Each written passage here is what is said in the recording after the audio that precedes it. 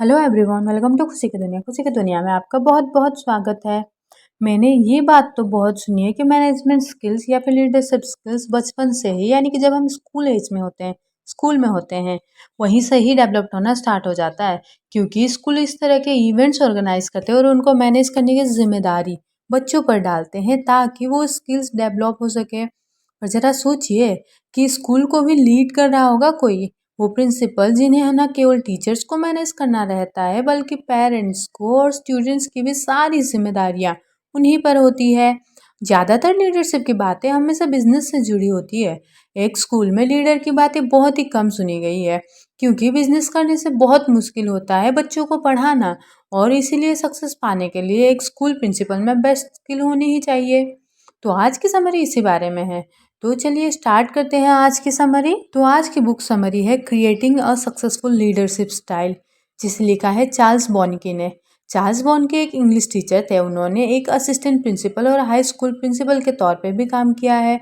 2002 में रिटायरमेंट लेने के बाद वो एक इंस्ट्रक्टर बने और लीडरशिप और स्ट्रेटजिक प्लानिंग के बारे में यूनिवर्सिटी के प्रोग्राम को ऑर्गेनाइज करते थे। उन्होंने लीडरशिप और एजुकेशन पर 3 किताबें भी लिखी थी।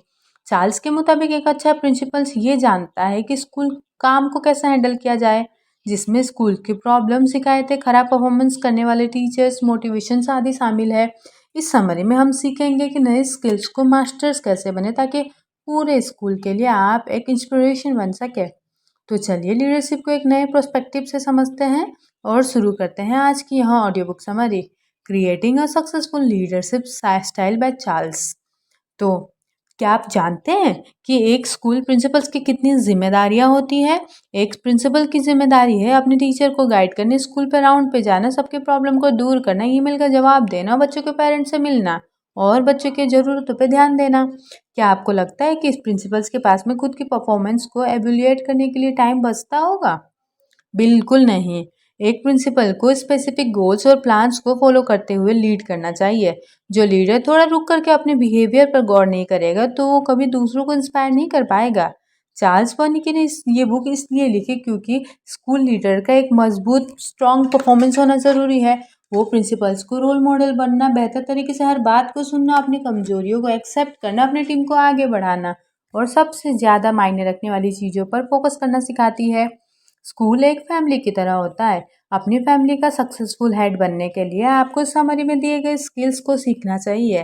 तो क्या आप अपनी परफॉर्मेंस पर एक नज़र डालने के लिए तैयार हैं? अगर हाँ तो चलिए फिर इस लर्निंग जर्नी की शुरुआत करते हैं इस पहले चैप्टर से।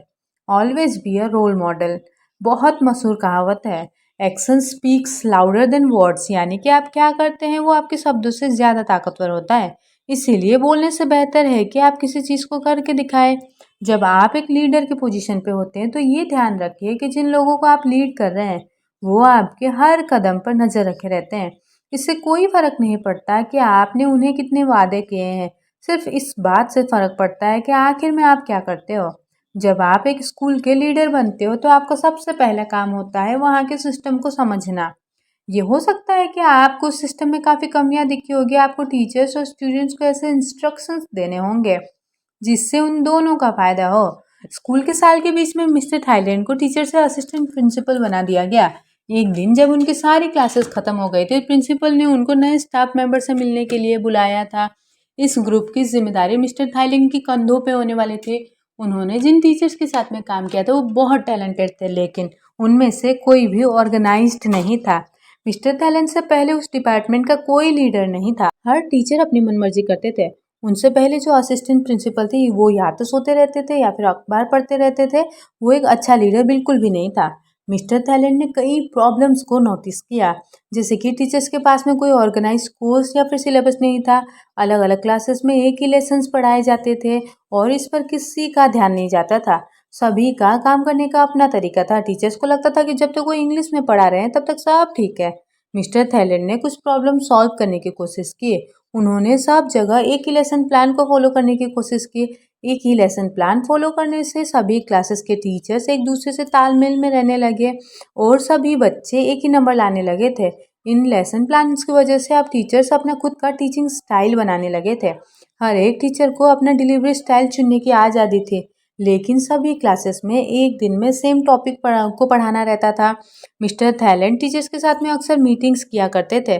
उन्होंने सभी को नया लेसन प्लान समझाया और वो कहा कि वो पढ़ाने के लिए किसी भी स्टाइल का अपना सकते हैं। इसीलिए टीचर्स खुश थे, इसीलिए उन्होंने इस प्लान को वेलकम भी किया। इस नए तरीके को यूज़ करने से उनके लिए लेसन प्लान बनाना बहुत ईजी हो गया। यानी कि बच्चे को भी सही इन्फॉर्मेशन, सही एफर्ट जा रहे थे और पेरेंट टीचर्स का भी सही एफर्ट हो रहा था। यानी कि अपने कोर्स को ऑर्गेनाइज करने में ये बहुत हेल्पफुल रहा। जैसे कि जब एक स्टूडेंट एक क्लास से अगले क्लास में जाता था तो टीचर्स को ये अच्छे से पता होता था कि उस स्टूडेंट ने पिछले साल क्या क्या सीखा है। मिस्टर थैलेंड खुद काम करते हुए अच्छे लीडर होने का एग्जाम्पल भी सेट कर रहे थे।